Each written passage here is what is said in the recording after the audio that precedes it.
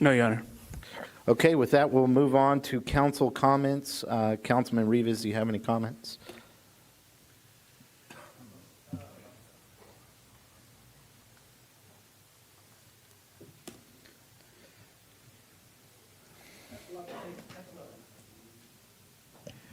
At this point, that's a lot to take in on that flock information. What I do know about flock is coming from the position that I come in.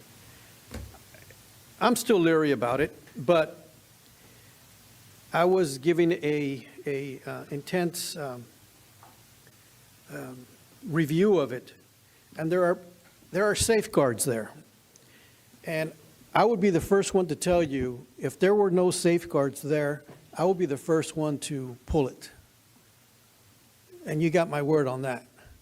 But the safeguards are there for a reason.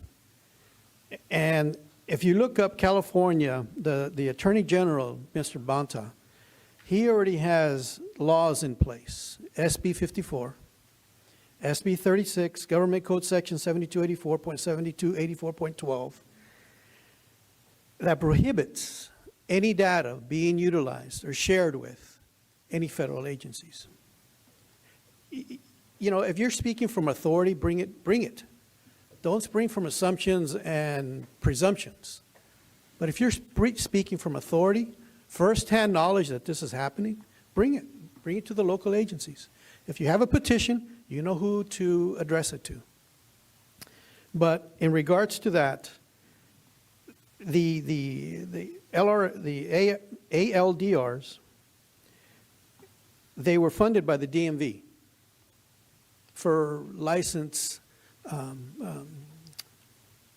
stolen vehicles. It does not have no facial recognition. It doesn't have none of that program and no software associated with it here in Porterville. So with that, you know, rest assured, well, I can't tell you that, but for me, I'm satisfied that these safeguards are in place, and they will this chief has a responsibility that everything is logged, everything is on the up and up. It's not being tracked, and you know, you can't blame the system on a few bad apples. You can't, because if that were the case, then you would blame it on every technology that we have here in America. You know, technology is, to me, great if it's used properly, but you always have those individuals that do not use that properly. And if those individuals are caught, then they should be, you know, dealt with administratively and so on and so forth. But with that, a lot of other comments were made, but that's my stance at this point in time. But if anything else comes available, I mean, I've done my extensive review on it, but you know, it's not being shared, and there are a lot of other civil code that applies that, you know, the Attorney General from California that specifically states, you know, that information cannot be assisted with federal agencies. So if anybody has any authority on the subject matter that you've spoken to, bring it. I'd like to look at it. But if you're just speaking on fear-mongering and all that other stuff, I don't have time to entertain that. But like I said, with that, I'll just turn it to you, Mayor. And leave Thank it you, at that. Councilman Rivas. Councilman Green, do you have any comments? Not at this time, Mayor. Thank you, sir. Councilman Beltran? Just overall great comments, and I'm not going to comment anything specifically, but a lot of the things that were brought up, I'm sure they'll be in future agendas, consent calendar items, with community events, flock, budget things. Again, they'll all come up at some point, and we'll have that discussion. Yep. Thank you, sir. Vice Mayor McCurvey, do you have any comments? I would just echo those comments. Thank you all. I noticed tonight, I know we've been having some discussions about time, but everybody was really respectful of the time tonight, and a lot of you spoke quickly, and really appreciate that, because we can get to the city's business, and it's reflected amongst so everyone gets a chance to speak, and it's not a rush. You know, we're going to keep an eye on the things that you guys are bringing up. There's some great points that are coming out of the audience, and we'll debate those and discuss those and see what we can do with them. And we're going to keep an eye on those areas of opportunity. I would just echo I'll point you to a couple of things. There was a great article in the Valley Voice a couple of weeks ago talking about Flock and how it was kind of an organized political effort. And that was a strange article to find in the paper. And our city was named in that too. But I think our city, after the last conversation that we had, I know that the councilmen up here have gotten more educated on this and looked into this since you brought those comments, so that we can speak with authority and conviction and facts. The things that are brought up, a lot of them are anomalies, but they're not happening in Porterville. And it's always conjecture, right? We don't live in Cuba. I heard that. That's kind of hyperbole, right? We don't live in Cuba or Gaza. And I'm not going to say yet, because we're never going to live in Cuba or Gaza, not as long as I'm sitting up here.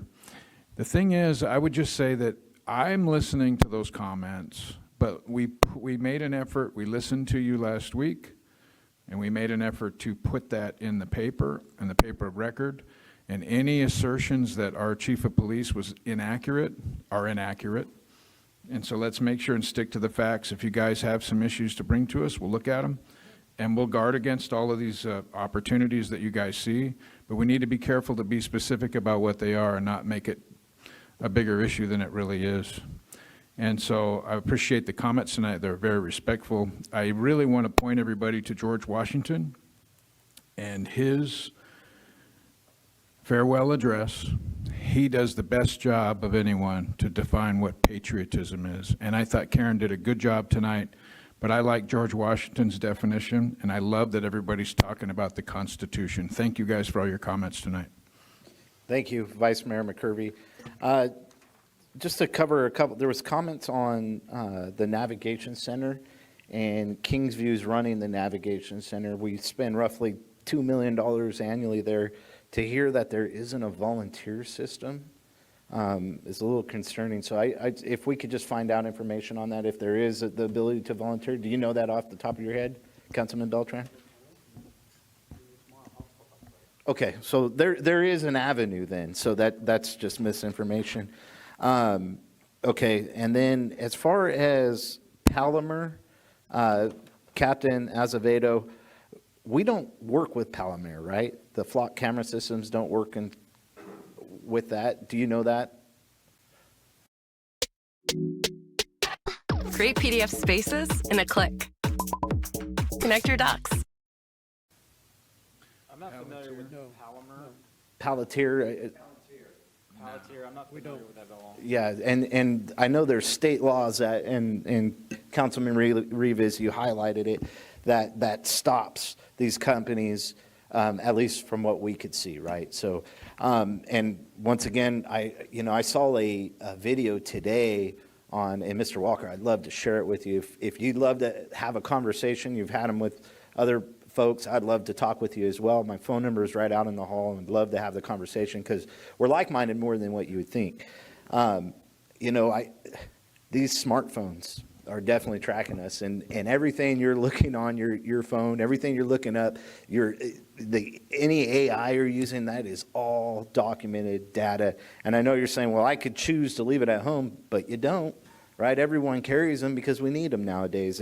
We are growing with technology, and if you don't use technology, you fall behind in today's society. And so there's a balance, though, because I don't want to live in a police state neither. And so we're trying to work on that, but would love to have a longer conversation.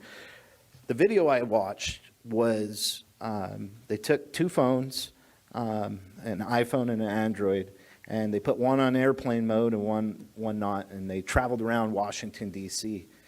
And then before they put took them off the airplane mode, they had this machine that captures the data that it sends through to Google. And it was everything they did in airplane mode. So that's supposed to be off, right? And they knew exactly where they went, the time of day, what they were doing, their conversations. It's everything. And they sell that data. And so I understand your guys' points. Like I said, I'd love to have a conversation with you if you grab my business card and give me a text or email, and let's get together and talk about it. There was also some comments on the budget and pointing out the $12 million surplus this year in the budget with, you know, $48 million. We spent about $36 million. Part of the reasons why you see such a large increase is we got the insurance proceeds for the library. It was close to $7 million, the final payment on that. And so that's why you see that bump. But then there's that $5 million that isn't there. That is due to staff working really hard on their budgets and reductions and certain things. And so I want to, it's not a final number yet, but it's due to the hard work of staff and the leadership of this city council pushing forward. And so I just say hats off to you guys. And that's while still city staff delivering on the trails, 3 different trail systems in our city, 31 lane miles this year. You know, we did parks. We've got a community center being built. We were able to have budgetary savings while still delivering on all these projects. And so I just hats off to staff and the hard work that you guys are doing every day. With that, we'll move on to consent calendar. All consent